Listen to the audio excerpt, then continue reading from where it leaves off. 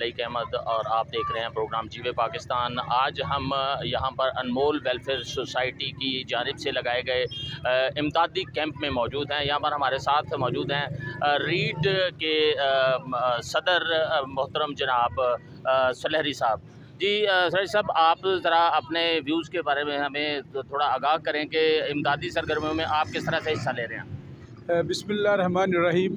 बहुत शुक्रिया भट्ट साहब और GNN, आपने हमें मौका फ़राहम किया कि हम सैलाब ज़दगान जो मज़लूम जो आफ़त से अफेक्ट हुए हैं उन लोगों तक अपनी लोगों तक आवाज़ पहुँचा के उनकी मदद कैसे की जा सकती है।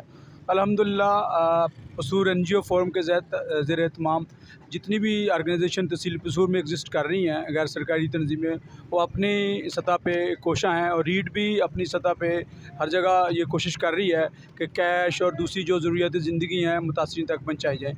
हम अल खिदमत फाउंडेशन पाकिस्तान के तावन से तहसील पसूर में ये इमदादी सरगर्मियों का ऑपरेशन कर रहे हैं। हम बहुत शुक्रगुज़ार हैं अनमोल वेलफेयर सोसाइटी और शफक वेलफेयर फाउंडेशन के कि उन्होंने यहाँ कैंप लगाया और लोग और उन मज़लूम जो कुदरती आफात से अफेक्ट हुए हैं उन तक अपना सामान उनकी ज़रूरत ज़िंदगी पहुँचा रहे हैं।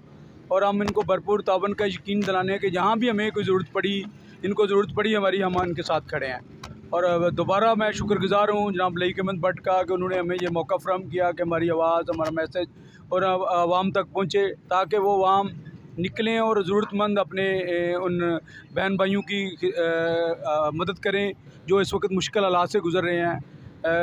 मेरे दोस्तों, जैसे कि आप जानते हैं कि पाकिस्तान में जब भी कभी कुदरती आफात या मैन मेड कुछ डिज़ास्टर हुआ तो गैर सरकारी तंजीमें सफ़े अव्वल पे बढ़कर उन्होंने खिदमत की और इस तरह भी हमने इस रवायत को बरकरार रखा है। तहसील पसूर में जितनी भी गैर सरकारी तंजीमें हैं वो मुतहद हैं और अपने मज़लूम भाइयों की खिदमत के लिए बिल्कुल कोशा हैं और इंशाअल्लाह वो जब तक वो अपने रिहेबिलिटेशन का प्रोजेक्ट कंप्लीट नहीं हो जाता वो उनके साथ ही रहेंगी। बहुत शुक्रिया।